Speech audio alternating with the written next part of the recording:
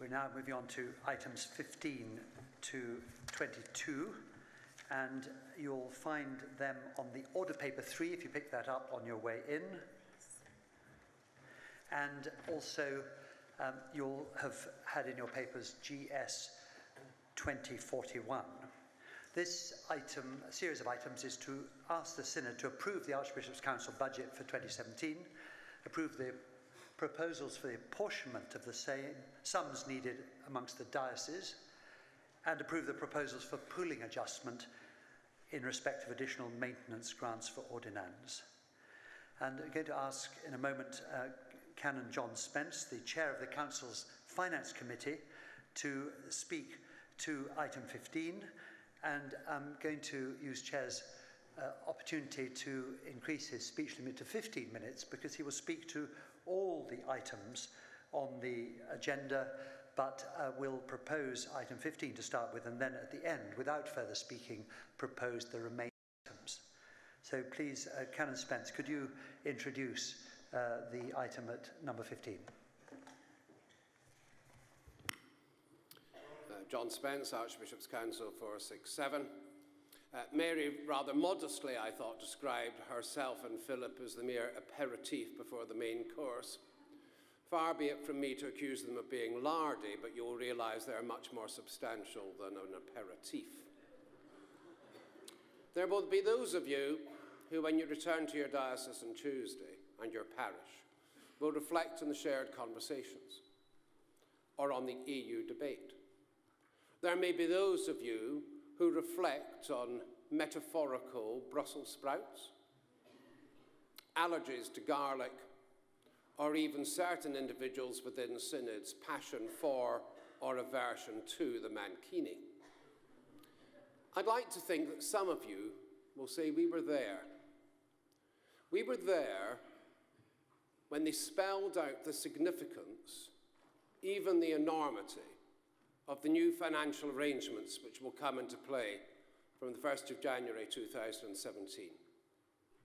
When 2 new funding streams will begin across this church. In the first year, each dispensing £24 million.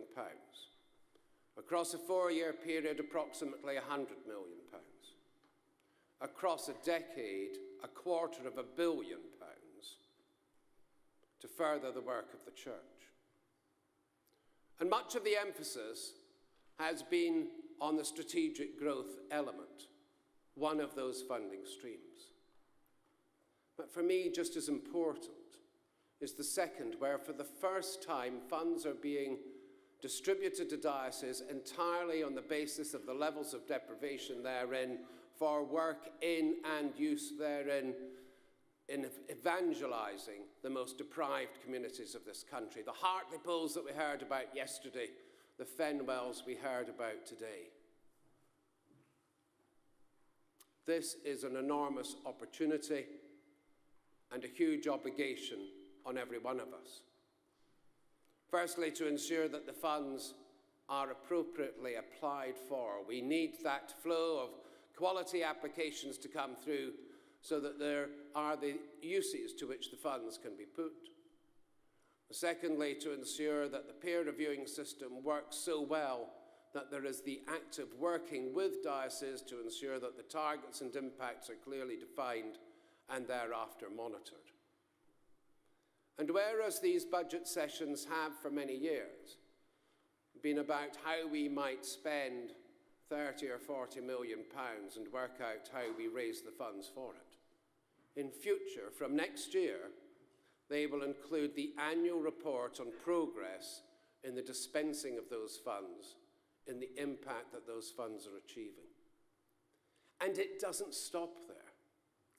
Because if you look at it in terms of the strategic funding, the expectation is that most applications will include elements of matching.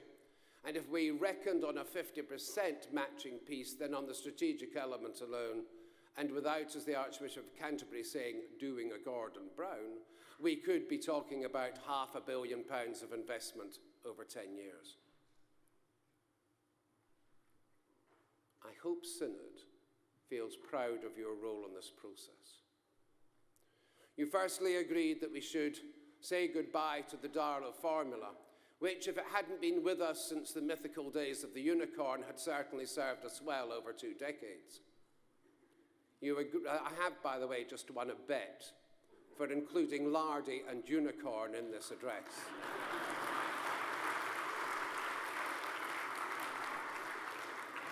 And that'll teach the Diocese of Leicester to take me on.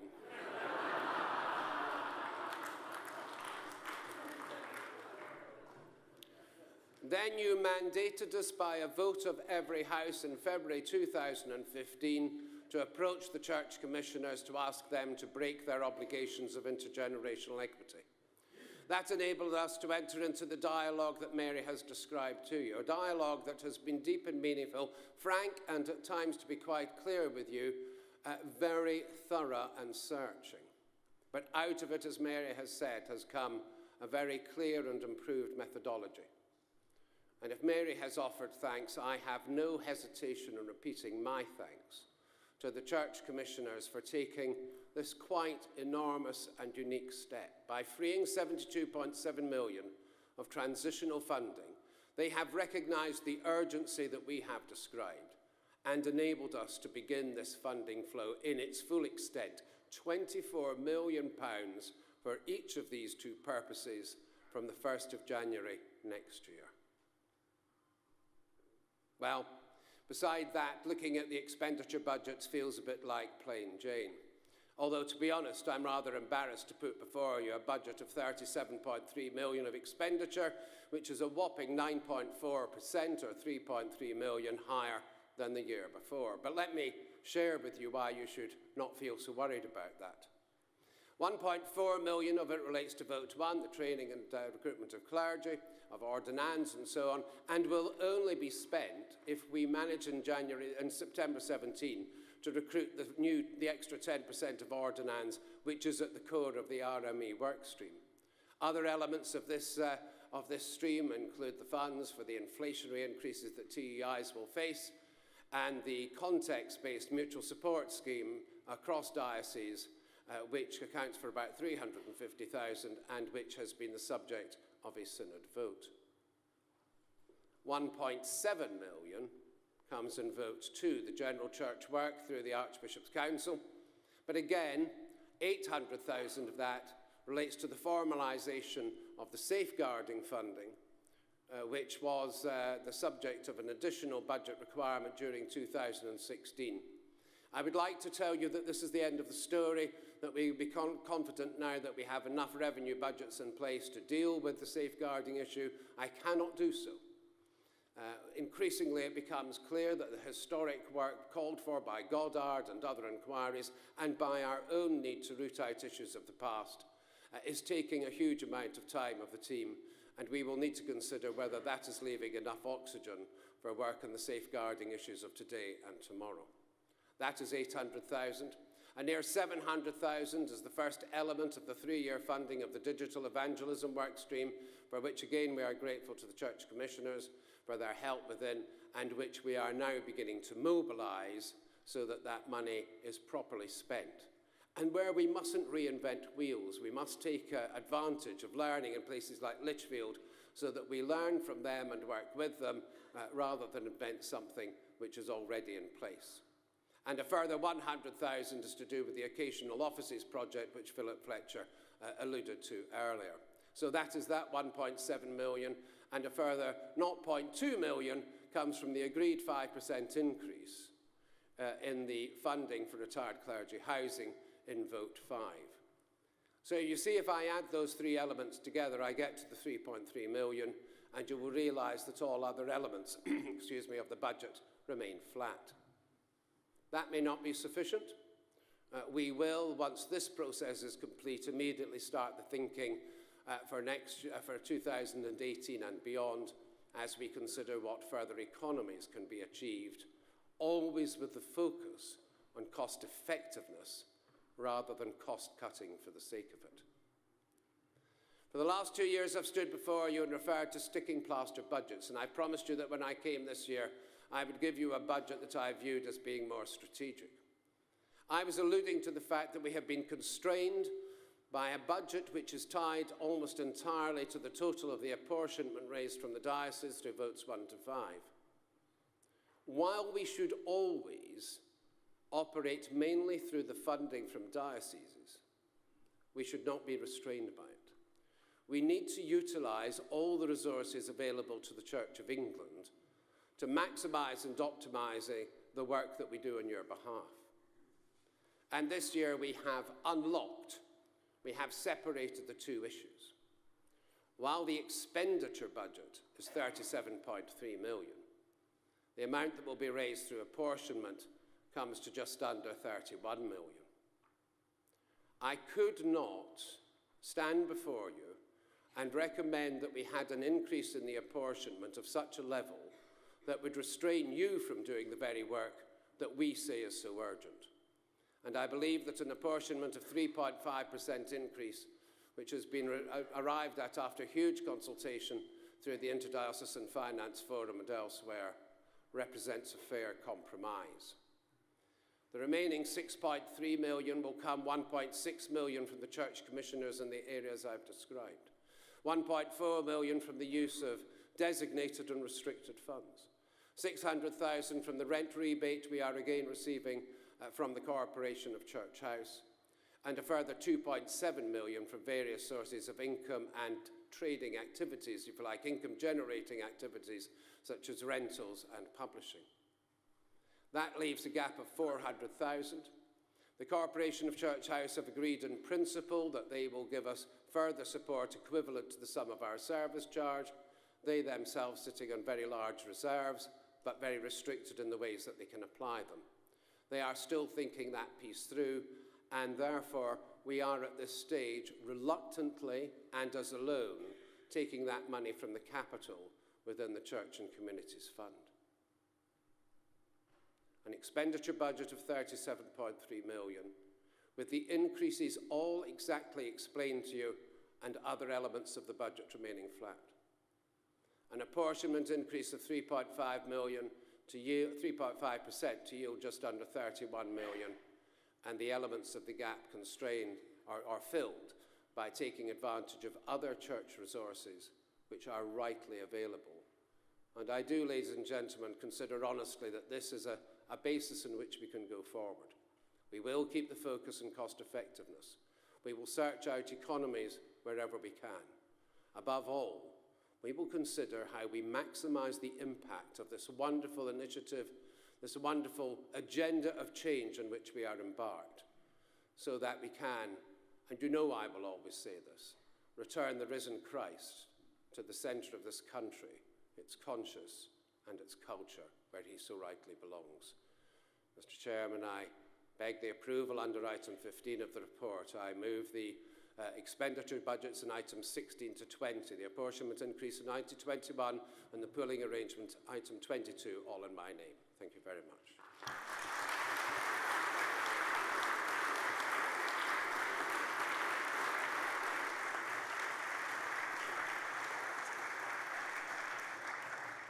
We now have the opportunity to take note of the report, and then we'll formally move them item by item in due course. Could I, Mrs. Dziegiel, followed by Mr. Hughes. Yeah.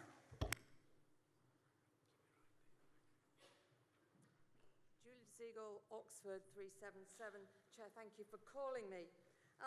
5 years ago, before my first visit here to York as a member of General Synod, I remember being delighted when the budget document landed with a plop on my doormat.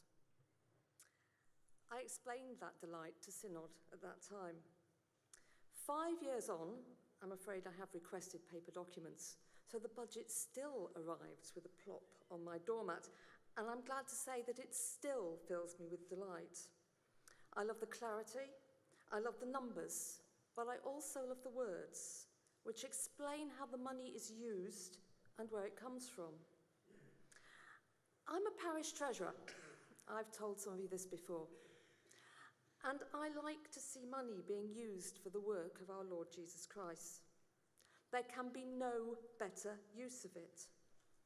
I am also pleased to have learned how the finances of the Church of England work overall. And although I find it completely fascinating, I love to talk about share schemes. I also find this knowledge very useful. Part of what I do in my parish, but also sometimes further afield in my deanery, I'm a deanery treasurer too, is stewardship. Although Oxford is a rich diocese, much of the diocese being close to London, and standards of living are generally good, it seems that we are very poor givers. I'm rather hopeful that our new and long-awaited Bishop of Oxford may bring tips from his previous role in Sheffield, where giving is proportionately better, much better. We certainly need to do something about it. When doing stewardship, I find it works best to tell people how the money is used. If they see the vision, then they're much more likely to put hard cash behind that vision to support it. Now, to be honest, the Church of England doesn't make this easy. Local churches quite often pay large amounts in parish share into diocesan pots, and then the diocesan pots pay into the national pot. It makes it all rather opaque and confusing and distant from the person in the pew. So it's vital that we here in Synod understand these budgets, and we're all members of our own diocesan synods, and we need to come to terms with those budgets as well, and we communicate them clearly to anyone who wants to hear, and actually to those who need to hear. I know many people won't find the budget as fascinating as I do. That's truly sad. But I think every member of Synod has a role in making sure that they understand enough to be able to explain it, and if necessary, defend it to the people who need ultimately to fund it. The budget is funding the furtherance of the kingdom of God in our nation. Spread the word. I'll hear from Mr. Hughes and then Dr. Richmond, and after that I'll ask Canon Spence to reply to the first 3 points. Carl Hughes, Southwark 413. Chairman, thank you very much for calling me to speak. As a new member of Synod in this quinquennium, I'm really speaking from 2 contexts this evening. Firstly, as a Vice Chairman of my own Diocesan Board of Finance, but also as one of your elected representatives on the Finance Committee. So, not surprisingly, I obviously support the finance motions. Many of the speakers today, as we've gone through the different debates, have expressed great excitement about renewal and reform, education, and clearly as an accountant, I express that same level of satisfaction and excitement when it comes to budgets and accounts. I would like to make just 1 or 2 observations relating to the budget and the budget process.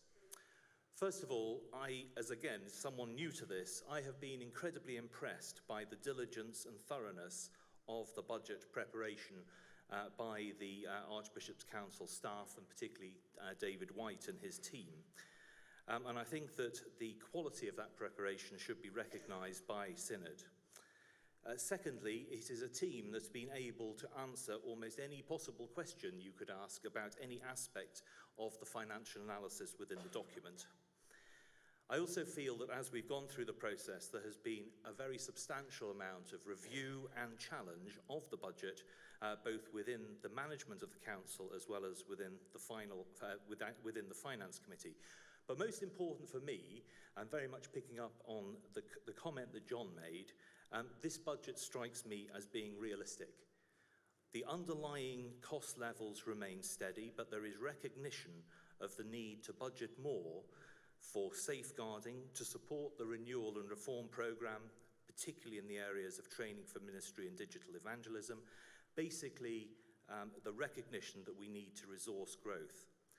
But there is a further level of realism that needs to be taken into account, which is that if we are successful in realising the targets for growth that have been established under renewal and reform, particularly in terms of training for the ministry, then this budget will inevitably have to continue to grow in future years. But that growth in my view, would actually be a sign of success.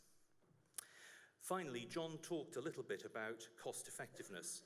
And one of the points that was certainly discussed at the Finance Committee, and I know the Secretary-General was very focused upon, is ensuring that there is value for money from all the money that's being spent by the Council. But I think any period of excising excess cost or fat from the Council's operations has been well completed. We now need to be realistic about investing for future growth, for the future well-being of the Church, but in a managed and cost-effective manner. So I, for one, support the financial motions. Thank you. Hear from Dr. Richmond, then I'm going to ask for a response, and then I'll hear from Mr. Hind. Patrick Richmond, Norwich 180. Thank you for calling me Chair, and thank you so much to Canon John for another characteristically courageous and clear and forward-looking statement. I'm so delighted that what was described as not broke but broken last year seems to be being fixed with such a purpose. And I, for one, am delighted to be here tonight to hear this good news, and I've even got my anorak with me, because I think these financial issues are key. I'm so glad we're not storing up treasures for future generations that aren't going to be there unless we start doing something now. So this is excellent. And I expect that you spotted I'm quite a fan of the general idea of renewal and reform, and so I hope it's going to be helpful for future dialogue with dioceses to inform the finance team who have done such wonderful work, that I encountered clear signs in a diocese known to me, signs in that diocese of fear that renewal and reform is urban in focus and offers little to those in rural multi-parish benefices. I should say I discovered this by reading other candidates' election addresses for General Synod, and discovered it more firmly when I didn't get on. I then saw that the Guardian was indeed saying that the Church of England says it will shift funds away from rural parishes to urban churches. I hadn't heard it put that bluntly before. I wasn't sure that the reporter was quite putting it as the Church of England would like to put it, but I can see why there might be a problem. The challenges of ageing clergy and congregations and the challenges of buildings are acute for the whole Church of England, but they're particularly serious in the rural setting, where clergy and congregations tend to be older, certainly true in Norwich, and the buildings, they can be older and more numerous as well. And the ratio of the population to clergy in rural settings isn't so good in terms of the impact. The clergy are spread with fewer population to minister to. And so I discovered that there was great fear that this strategic development funding was going to leave dioceses known to me less well off. And so I want to encourage the finance team and all those engaged in dialogue to support and try and win hearts and minds of those who are feeling threatened. And I suggested that the peer review of grants made with the help of course, the Commissioner's money as well, thank you to them, that these peer reviews should include rural perspectives, because it is the rural situation that might seem to be threatened. But in fact, Norwich isn't going to be that badly off as a result of these changes because of the levels of deprivation in the diocese. But I want to ask if there will be some way of following up the funding that is for deprived areas to check that it does go not on subsidising decline, as it's been put, but goes on helping the poorest in our diocese. In schools, there is a pupil premium for those pupils with special needs on free school meals and things like that, and you have to show that you're spending that premium to help those most needy pupils. I wondered if there will be some similar system of assessing the impact. I think that is something that would be worth looking at if it isn't already part of the excellent plans. And then moving on, the recent ministry division figures that were published in June showed 25% of stipendiary clergy were over 60 at the end of 2015. And this, of course, emphasises the need for the recruitment that this wonderful budget is beginning to fund. The budget is meant to fund a 10% increase in ordinands each year, as I understand it, to 2020. I wondered if we can be given any update on whether there is the rise in ordinands that is thought, and it seems that the Church Commissioners' funds won't be released unless there is hard evidence, and that raises the question of the reserves that the Council talks about. It sounds like those reserves are having to be dipped into and are in deficit, and that's why other funds are being drawn on. I wondered if there is any funding for any dioceses that are in special financial problems, realising that that seems to be in the news as well. Thank you. Canon Spence, would you like to reply to some of those points? Thanks. Well, thank you, and firstly to Mrs. Dziegiel, I'm delighted you're so fascinated with the numbers. I quite enjoy them myself. And we know that we've got to get better still at explaining them. I'm increasingly of the view that we need to use social media like YouTube better to give simple explanations. It is worth remembering that the total of apportionment is somewhat equivalent to 9% of the total raised by a diocese and parish share. But that does not remove from us the obligation of simple explanation and words that people can understand, as I hope I have tried to do with my explanations tonight. Now, I don't mean to sound headmasterly, but I am very pleased that young Carl Hughes realises that as a newly elected member of the Finance Committee, he is, yes, supposed to support his chairman with financial motions. This is much more likely to earn you a glass of wine at the end of meetings, Carl. But of course, you do make serious points therein. We do need to recognise the pressures that are lying ahead, which Dr. Richmond's also referred to in the pattern of ordinance growth. We are not yet seeing that increase in numbers yet, but we are seeing a change in the age profile with more younger ordinance coming through. We are investing an initial 200,000 with the help of the All Churches Trust in a significant expansion of the Church of England Young Ministerial Experience Scheme, CMES, and that is actually helping us triple, if not quadruple, the numbers going in that scheme, and is very much seen as a pilot for a still wider expansion, recognising that those who have been on that scheme to date show a high conversion rate into ordination. There will come a pressure period as we go forward, if and when those numbers of ordinands increase. And it's not a case, Dr. Richmond, that the commissioners will only release the funds. I will only ask them when I've got evidence. I can't expect the church commissioners, whose role is to maximise the funds of the Church of England for the use of future generations, I can't ask them to release investments on some hope and prayer that those numbers change. When the numbers start growing, as they will, let us be in no doubt, as they will, at that time, we will engage in the dialogue with the church commissioners that we have had over the last 12 months. And if it is the case that there is in the short term some strain, then we will say to dioceses, this is surely your prime responsibility to invest in the future. Work with us so that we can make this manageable. And if there are dioceses who are struggling to cope, yes, of course, Dr. Richmond, we will address that. I do need to blow the myth of the urbanisation impact of the changes in financing. If you actually look at what is happening with the demise of Darlow, the dioceses that are most affected, the two most effective dioceses who between them account for something like 12% of the total distribution are Manchester and the largely urbanised Chelmsford, my own diocese. The model of deprivation that we have used on the advice of Sir Andrew Dilnot from the Statistical Authority links the two issues of the levels of deprivation in diocese with the proportion of deprivation within that diocese. And rural deprivation, as we all know, is as prevalent as urban deprivation. And yes, the peer reviewers will be looking to see how those dioceses use those funds in those deprived communities.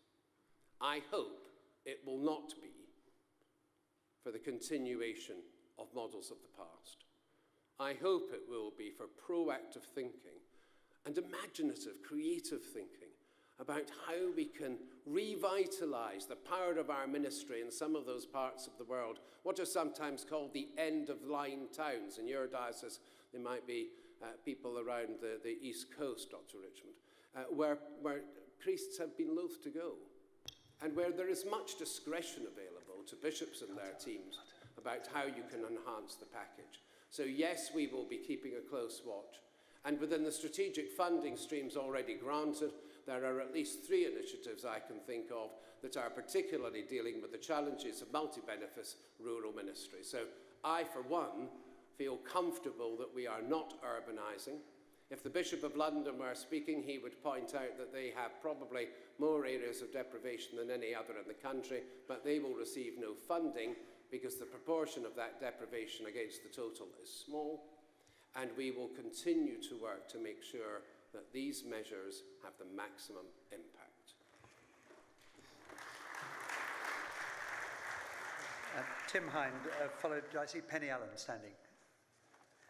And then Keith Cordran as the third one in this next group. Tim Hind, 247 Bath and Wells. I want to thank Canon John for his exposition. I had a conversation with the Bishop of Manchester earlier this weekend. I wanted to buy him a T-shirt because I've seen this T-shirt several times which says, "I'm a mathematician, of course I've got problems." Now, I have some problems with the numbers. Not the actual numbers, the numbers are probably fine, but it's the way that they're distributed. I've had previous conversations with the Bishop of Winchester in his former life over vote 4, as we used to call it. Because at that time, and this is a history lesson for those who haven't been on Synod for very long, when we voted for the mission agency contributions to be added to our budget, we did it without a financial statement. And so the first issue that I'd like to raise is when we have green papers that give us a financial exposition of what the issue might be, if we should vote in a particular way, it would be a good idea when we have our budget for the following year to actually expose the amounts that have emerged as a result of those decisions. So I'd like to see the budget for 2018 and beyond at least to have an additional column which says, and these are the additional amounts that you voted for last year as a result of this, that, or whatever vote. The other issue that I have with the paper that we've had today is that, though you may not have noticed, we are still going to vote for 5 different amounts. But nowhere throughout the paperwork have I seen votes 1, 2, 3, 4, or 5 mentioned. So there is a subtle thing that's changing. We are apparently now going into 3 separate votes, probably in due course, which look like training, general, and clergy housing. With that change, there will become an aggregation of 3 amounts which were previously exposed as separate. We must make sure as a synod that we definitively look at those figures much more closely, because the more they are aggregated, the less likely we are to see the difficulties that might lie from individual increases. So perhaps we could take some of that on board. Thank you very much. Penny Allen, followed by Keith Cordran. Thank you for calling me. Penny Allen, 335 Lichfield. I want to give every encouragement to the developments in this budget, and thank you for changing the titles. It makes it much more easy to explain to those in the parishes what we're actually spending the money on. And the word vote is becoming not the most popular word. Just to highlight for you one particular thing that's been happening as regards digital media, and to promote this in this arena for everyone to hear. We have, in our Lichfield Diocese, an online pastor. We are the first diocese to have one. And I just thought you might like to hear how successful that has been, and it's a testimony to the expense that we're putting into this budget, and an encouragement to everyone else to engage. Dr. Ros Clark is our online pastor. She has 350 Twitter followers in her 1 year in post and 220 Facebook followers, 70 Instagram followers, 900 YouTube hits. She's engaging in conversations each week with 50 to 100 people. And one of the things which has happened as a consequence of her work is that there is now something called TGI Monday, which is a group of clergy, mostly young clergy, who are answering questions that come in from the public. And I'm pleased to tell you that so far, TGI Monday has had 35,000 views. Not quite as many as the Archbishop for his Bible studies. However, at least one person has come to faith through this. There is a new group starting for young people, and I think this is an area of work where we will need in the future to target more finance. Certainly from our point of view as a diocese, it's been extremely worthwhile.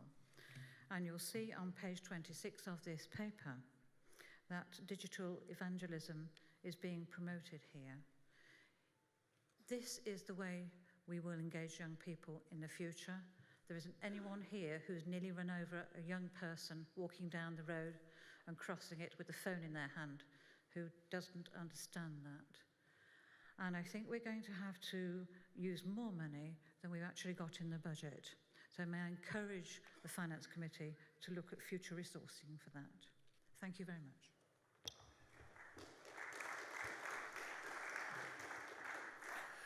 Keith Cordron, Liverpool 345. Could I please ask Canon Spence 2 questions? Brief ones, I trust. Firstly, I think this is an admirable budget which I shall gladly support. Is there any plan to have a longer financial planning horizon and at least have some 3-year indicative forward plans? I recognise we may need to do ones with 1 or 2 different scenarios, particularly on ordinance numbers, but I do think it is very important that we try to have a longer planning horizon than just 1 year, and is the work in hand to try to roll that forward in that way. And secondly, that might produce an answer to my second question. If you look at the inside of the front cover, you'll see the budget overview, which shows, as Canon Spence pointed out, that there is an assumption of some £7 million coming as income over and above what's charged to the diocesan apportionment. And my anxiety there, or my question, is how sustainable are those funding sources? How sustainable is that income? And more particularly, is there any danger that we will find ourselves with open-ended expenditure commitments being funded by limited period income? So I would be grateful for some comment on that, which is obviously an issue that a forward financial plan would also bring out as well. Thank you very much. Canon Spence. Well, to Tim Hinds, how lovely to hear from my fellow ugly sister and Cinderella at last year's End of Synod review. And it's obvious, as I take your point about presentation, Tim, we will look at what we could do. If you look at the wording within the budget statements, we have said we are keen to understand from Synod your preference for rolling votes 3, 4 and 5 together into a single budget or not. Our aim is to simplify. If that doesn't work for you, then it won't happen. Penny Allen from Lichfield talks to the example I'd referred to earlier of the wonderful work that Ros is doing in Lichfield in the digital evangelism space, and I hope you can pass on from Synod our congratulations to her for the stunning figures she's achieving. It will be critical that we work with people like Ros rather than against her. We must not have our resources in any way used in competition. We need to learn from the best practice both inside and outside of the church. We are assembling an expert reference group to help us draw on of some of the best brains in the business so that we make sure we spend this money wisely. And if it proves that even the £2 million that has been committed to us over the next 3 years is insufficient because we are having such success and seeing so many good ways in which to spend the money, then already the Church Commissioners and ourselves are clear that that is something that will need to be addressed as and when. And in a way, Keith from Liverpool, that tells you the challenge I have. I'd love to give you a 3-year budget. But there are too many spinning wheels in a way. That's why we've given you indicative figures that if all other things remained the same and we gave you, and we were to gain the 10% growth in ordinance, that would drive the increases in budget of 4.6 and 6.4% to which I refer. They're only indicative numbers, they can be. We will continue to work on the long-term piece. We need to continue to understand how we gain the economies to which I've referred. In a digital world, how digital are we ourselves in Church House? Not your head office, but your chief support office, to be there to support you. And if you face financial challenges, we cannot be immune from them. So we will continue to try to work on 3-year horizons. I can certainly reassure you about the funding streams. I think I'd make a point. There is a piece here where the next 3 to 4 years represents a particular piece of funding pressure. If we start getting the higher flows of ordinance through, ultimately there will come a point where they are priests, and we would be hoping that they'd be working with the unlocked laity of this church after the lay leadership and discipleship work to create a massive impetus that we simply don't understand today. That will take time, but over the next 3, 5, 7 years, that will be a pressure. Our commitment to the pension board to increase vote 5 by 5% per annum is a commitment which lasts until 2020. And after that, we have had dialogue with the pension board. We believe that will no longer be required, and that will remove that particular pressure on increase. In the meantime, all the funding flows that we are using to bridge that gap, Keith, we have reassurance on for the next 3 years. They tend to come from organisations who actually have very strong reserves. And when you refer to our reserves falling below the levels, I can assure you I will not let the reserves fall below the prudent level, which is why we are using other resources of the church. Of course, if events happen and things change and things get turned off, that can always happen, and we will deal with it. Thanks very much. I think that's Sarah Schofield. Yes, there, up there, and yes, and you, followed by.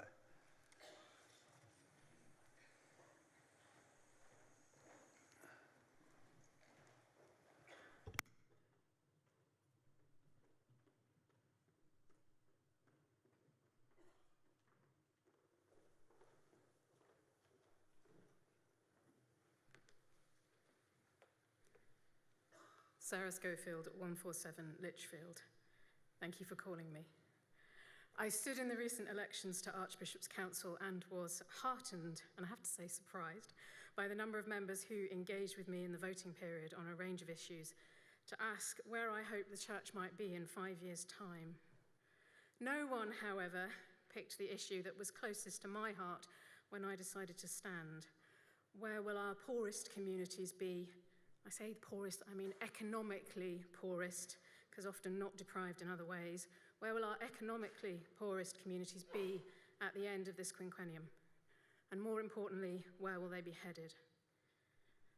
In my parish, we are currently being helped with our share on a case-by-case basis by Lichfield DBF, not because we need to keep our church open for the sake of one more Victorian black country church building.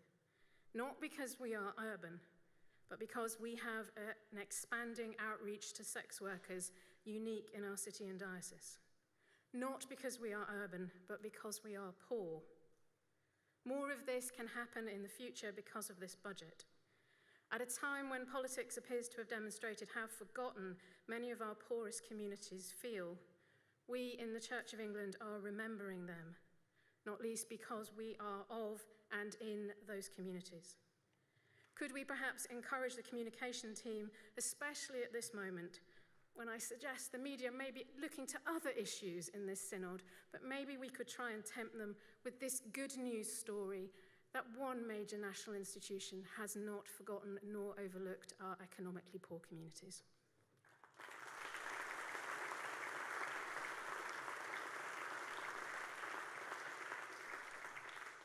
Mr. Margrave, followed by Hugh, madam. Sam Margrave, 292 Coventry. I got that entirely the wrong way around, but I've not got my glasses on. So, Synod, On many previous occasions, I've challenged the Church Commissioners and Archbishops Council to do more in respect of a bias to the poor. And my real passion and reason I stood for Synod is because I care about mission, ministry and evangelism. I used to work as a community development worker for the diocese in a UPA parish, and I've experienced lots of the issues and lots of the successes. And I wanted to stand today, because I hadn't planned to celebrate and praise the hard work of both Canon Spence, the Church Commissioners, and indeed Archbishops Council and their staff. They have done some excellent and hard work, and on many occasions they've taken the time to speak to me about their plans, and I'm grateful for that.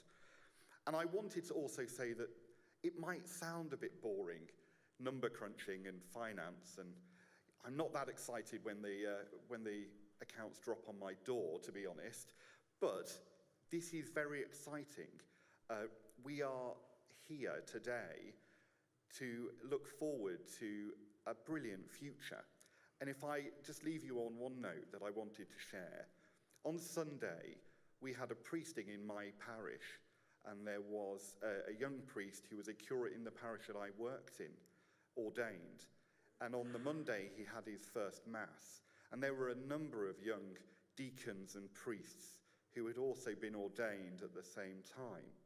And it was just an exciting, wonderful thing to behold, this energetic youth there at the front of our church leading, both lay and ordained. And I hope that that work continues and that we can together celebrate and be excited for the future, because we've got something really, really exciting to come. And I just want to thank you for your hard work, and I will be supporting this. Thank you.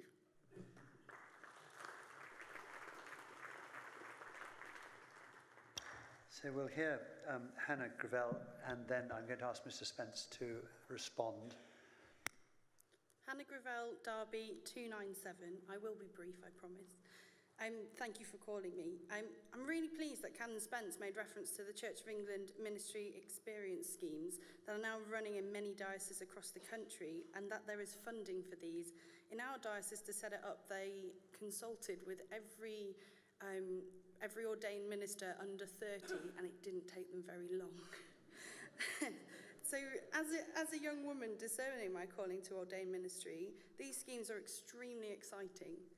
However, I'm a young woman discerning her calling who also happens to be married. It is extremely difficult for a young adult who is married to get full benefit of this scheme, as living in community is an extremely important part of being on such a scheme. This is just not possible for a married couple. Many schemes will give you an option for young married people to be involved, but they are rarely truly a viable option. One I was offered was less than half my salary, and I'm currently the main breadwinner for myself, my husband, and our 2 cats. I am so pleased to see that these schemes are funded in this budget, but I ask you to rethink how we can help and fund young married people's vocation, as it is not at all uncommon for young Christians to be married. Thank you. At this stage, before Canon Spence responds, I'd be quite interested in a motion for closure of the debate, if anyone feels able to do that. Dr. Richmond? That is of interest to me. There's a motion for closure. Those in favour? Those against? That's clearly carried. Canon Spence, would you like to respond to the remaining speakers? Well, thank you, and to Sarah Schofield. Sarah, if any of you have had the chance to sit down with Sarah and hear about the work she is doing in her community, and particularly with the sex workers, it is an inspiring story, and of course it is right that we should give you every support we can. One of the challenges we have is how we help our excellent communications team, who are so often dealing with the necessary firefighting of the media of the day, to have the space to do far more of the good news stories of this church. There are legion numbers, and we need to work with them, and indeed there will be a meeting within the next 2 or 3 weeks where we think through the triple issues. Firstly, of ensuring that we are an effective mouthpiece for the church in turbulent times. Secondly, that we can do enough of the good news pieces to which Sarah refers. And thirdly, that we can unlock this enormous digital evangelism space. And we will work with Aaron and his excellent team on that piece. To Hannah Grivell, yours is a new issue for me. I'm delighted you are so confident about SEMEs. I had not been aware of an issue around married people, and I'd like to take that away, please, and ask William and I to refer it to the appropriate quarter, and we'll see what, if anything, can be done. And Sam, I'm worried about you, Sam. God, dear me. You usually give me such a prickly question. I'm leaning back to David to try and get an answer, and now you've been awfully nice, which is very kind. And can I just thank you for your contribution in the debate earlier this afternoon. You and I both understand, and other people with disabilities do understand sometimes, that people unintentionally place barriers in the minds of, in the way of people with disabilities. Often it is indeed parents who coddle their children so well and convince them of all the things they cannot do. And people just unassumingly take to the point that you can't do that because you can't see, can you? Tell that to anybody who sees me on my K1300 BMW motorbike on a Saturday morning.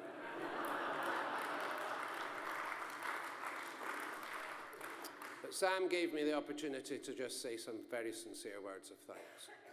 William II, William Nye, took office at the start of the General Synod, or just after the General Synod in November. For William to have got around the church as he has done, to go on a tour of assimilation and understanding, while also coping with the highly complex work streams he has to cope with very demanding archbishops, and quite why Justin felt the need to be twice as demanding because York was on sabbatical, I'm not quite sure. And on top of that, learn and manage to pull together the team within Church House in the way that he's doing is nothing short of phenomenal. The entire financial population give me great support because I have been known to be a little bit demanding myself.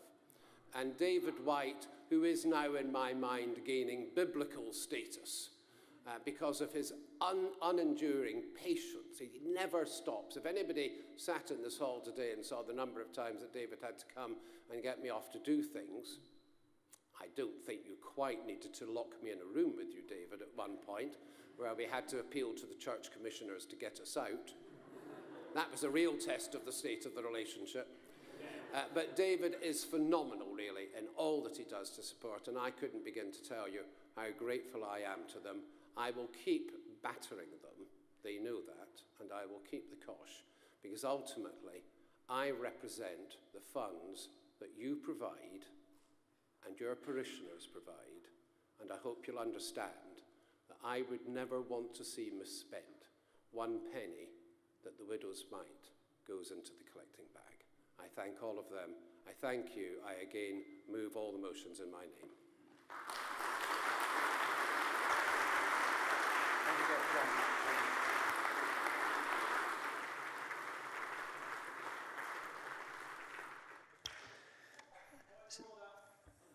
Point of order.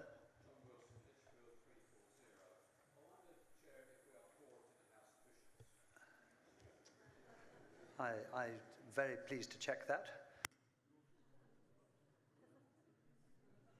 Could 11 bishops please stand? Hopefully. We're not just, if you're numerate, then we're quorate. No other quorums required. The 7 areas of points on your order paper are as follows. I shall read them out and ask you to vote on them as we go through. They've all been moved, but you'd just like to do that, if you will, one by one so that we know clearly which is which. The proposal that the Synod approve the Archbishops Council expenditure for the year 2017 as shown in the budget. First of all, item 16 of £14,749,000 and 11 training for ministry. Those in favour? What's wrong?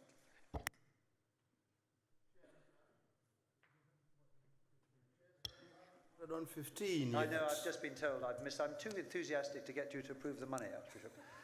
First of all, item 15, will you take note of the report? Those in favour? Those against? Thank you. Item 16, the expenditure for training for ministry, £40,749,011. Those in favour? Those against? Item 17, expenditure on national church responsibility is £16,376,263. Those in favour? Those against? Item 18, grants of £1,220,587. Those in favour? Those against? Item 19, mission agency pension contributions, £794,254. Those in favour? Those against? Sorry?